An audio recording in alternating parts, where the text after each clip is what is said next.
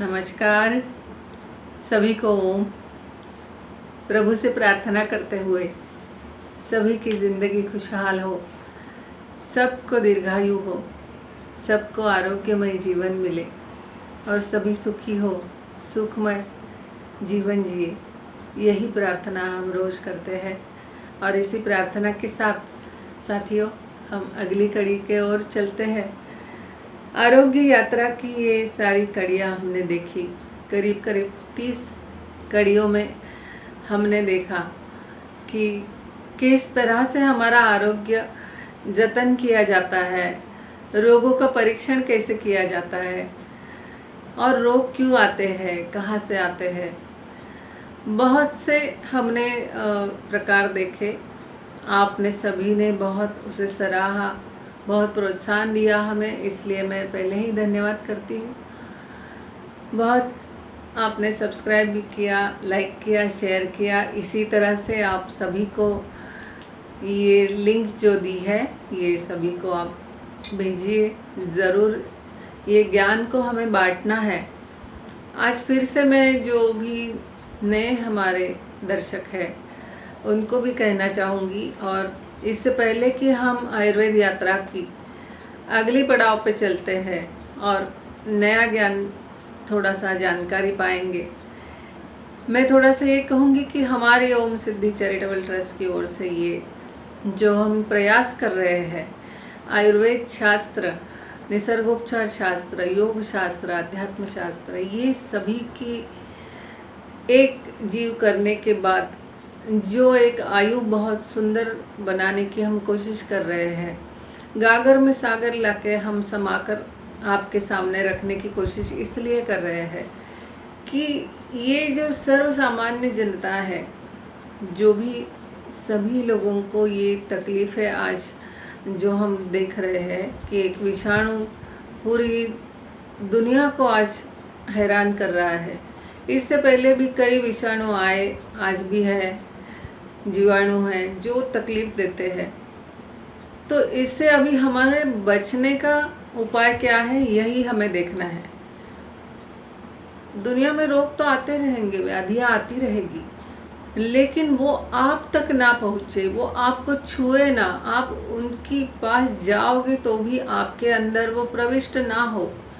इसके लिए अपनी आयु किस तरह से जतन करनी है, अपना आरोग्य किस तरह से जतन करना है, ये देखने के लिए हर बार छोटी छोटी बातों के लिए जो वैद्य के पास, डॉक्टरों के पास, हॉस्पिटलों में स्पेशलिस्ट के पास, चिकित्सकों के पास जो आप दौड़ते हैं और बहुत सा पैसा खर्च करते हैं, बहुत सी मानसिक यातनाएं आपको सहनी पड़ती है, दिमाग को तकलीफ़ होती है, शरीर को तकलीफ़ होती है, पैसा खर्च होता है, पूरा परिवार आपका डिस्टर्ब हो जाता है।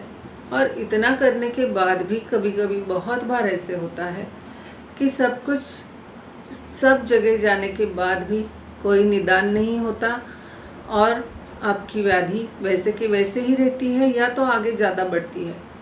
ये नहीं हो इसलिए हम आपको ज़्यादा माहिर बना रहे हैं, कोशिश कर रहे हैं हम कि ये जो क्लिष्ट विषय है जैसे मेडिकल का है, तो आयुर्वेद शास्त्र में या अध्यात्म योग, ये इनका पूरा एक सम्मिश्रण करने के बाद जो आरोग्य बनता है, इसके लिए अगर आप कोर्सेज भी करोगे, कोर्सेज भी हमारे हैं, डिप्लोमा है, डिग्रीज है, इतना नहीं कर पाओगे तो भी, और करने की ज़रूरत भी नहीं है, तो भी हर इंसान को कम से कम इतना मालूम होना चाहिए कि जब तक मैं जीवित हूँ, मेरे जिंदा होने से मेरे आरोग्य के ऊपर किस तरह से या दूसरों के आरोग्य के ऊपर किस तरह से प्रभाव कौन से चीज़ का पड़ रहा है, कब पड़ रहा है, क्यों पड़ रहा है, कहाँ से रोग आ रहे हैं, कहाँ से व्याधियाँ ज़्यादा बढ़ रही है, इसके लिए कारण क्या है, इनके लक्षण क्या होते हैं, इनके उपाय क्या होते हैं, ये हर इंसान को मालूम होना चाहिए। ज़रूरी नहीं है कि आप कोई डॉक्टरी की परीक्षा दो या कोई कोर्सेज करो या किसी भी तरह से आप साइंस के स्टूडेंट होने चाहिए या पढ़े लिखे होने चाहिए। अनपढ़ से अनपढ़, छोटे से छोटा बच्चा भी और बड़े से बड़ा बुजुर्ग भी इस ज्ञान को पाने का हकदार है और हमारी ये हमेशा कोशिश रहेगी कि आपको सभी तरह से हम ये ज्ञान सुलभता से और बहुत ही सिंपल लैंग्वेज में कहेंगे, सरल भाषा में।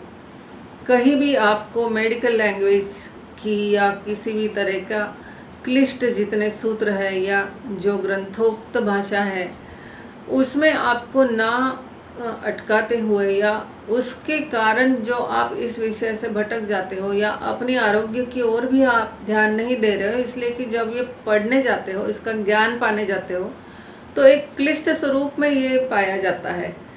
तो इसी को हम सरल भाषा में सुलभता से माँ स्तर बन के, यानी कि माँ जिस स्तर पे जाके अपने बच्चे को सिखाती है, वो ये नहीं कहती है कि बेटा मैं इतनी पढ़ी हूँ, मैंने पीएचडी किया है, मैंने ये डिग्रियाँ ली है, तो इस भाषा में जान। तो वो उसे जिस भाषा में समझता है उस भाषा में समझाने की कोशिश करती है, बच्चा समझ भी जाता है और जो भी काम करना होता है वो सुलभता से आगे बढ़ता है काम। तो यही हम आरोग्य के बारे में कर रहे हैं कि हम डॉक्टर होकर भी हम आपको बिल्कुल सरल और सादी जैसे भी भाषा हमें आपको हम हिंदी में बताने की कोशिश कर रहे हैं, इसलिए कि हिंदी सभी को समझ में आती है और ये राष्ट्रीय भाषा है अपनी। तो मैं चाहती हूँ कि आप भी हमारी सारी इस आरोग्य यात्रा में जुड़ जाइए और इसका लाभ उठाइए। माफ कीजिए। इस आने वाली अभी जो कड़ियाँ है, कम से कम 15-20 कड़ियों में हम देखने जा रहे हैं साथियों कि अब ये रोग का परीक्षण हम खुद कैसे करें, क्या जानकारी हमें होना बहुत ज़रूरी है। डॉक्टर के पास जाने से पहले बिना डरे हुए आप खुद ही अपने बारे में क्या जानकारी रखनी चाहिए, हमारी सेहत के बारे में, हमारे आरोग्य के बारे में हमें क्या मालूम होना चाहिए। तो ये परीक्षण किस तरह से किया जाए। कुछ भी मुझे रोग या व्याधि सता रही है तो उसके क्या कारण हो सकते हैं, ये कारण भी मालूम होने चाहिए आपको। आप डॉक्टर के पास जाते हो और डॉक्टर को पूछते हो मुझे ये क्यों हुआ है। सबसे पहले आप खुद के डॉक्टर हो। हर कोई घर में डॉक्टर है, हर इंसान डॉक्टर है। कोई डिग्री का कागज लगाने से डॉक्टर नहीं होता है, लेकिन आप खुद के स्वयं का स्वयं परीक्षण करना सीखिए। ये हमारा आग्रह इसलिए है कि आपकी ज़िंदगी बहुत सुलभ और आनंदमयी हो। ये कड़ियों में हम लोग देखने जा रहे हैं जैसे निदान किस तरह किया जाता है, या डॉक्टर्स किस तरह से या वैद्य किस तरह से निदान करते हैं।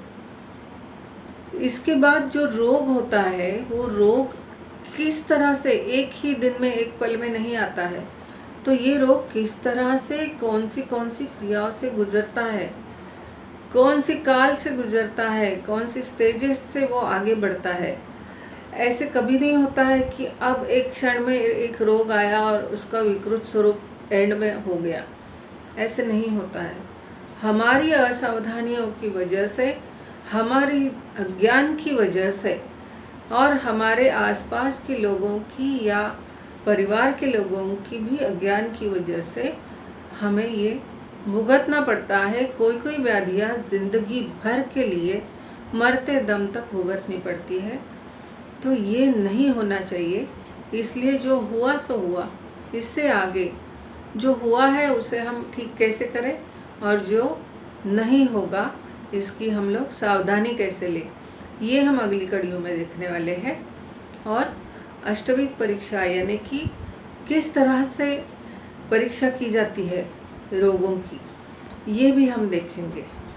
साथियों, मुझे लगता है कि आप हमारे साथ खुश हो और जो ज्ञान आपको हम दे रहे हैं उसमें आपको आनंद मिल रहा है। ज़रूर आपकी ज़िंदगी में इसका उपाय हो और ये आपको लाभदायी हो, यही हम भगवान धन्वंतरी से हमेशा प्रार्थना करेंगे। अगर हमारी कहने में कुछ भी गलती हुई है तो हम उसके लिए क्षमा प्रार्थी है। जितना भी अच्छा है ये आपके पास रखिए, जितना भी बुरा है उसके लिए हम क्षमा प्रार्थी है।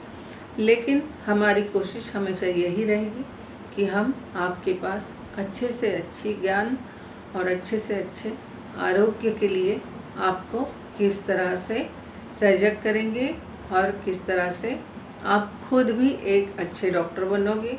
ये हमारी सारी जो वैद्य लोगों की या सबकी दुआएं लेके आप आगे चलिए, आयुर्वेद शास्त्र को आगे बढ़ाइए। भारत का ये मूल शास्त्र है, योग शास्त्र है, अध्यात्म शास्त्र है।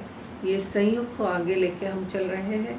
साथियों, अब तक जैसे आप साथ रहे, हमारी ये यात्रा यही जारी रहेगी। इसी तरह से मिलते हैं अगली कड़ी में और शुरू करते हैं हमारे उपायों का वर्णन कैसे होता है, क्या किया जाएगा और कितनी खुशी से ज़िंदगी जी जा सकती है।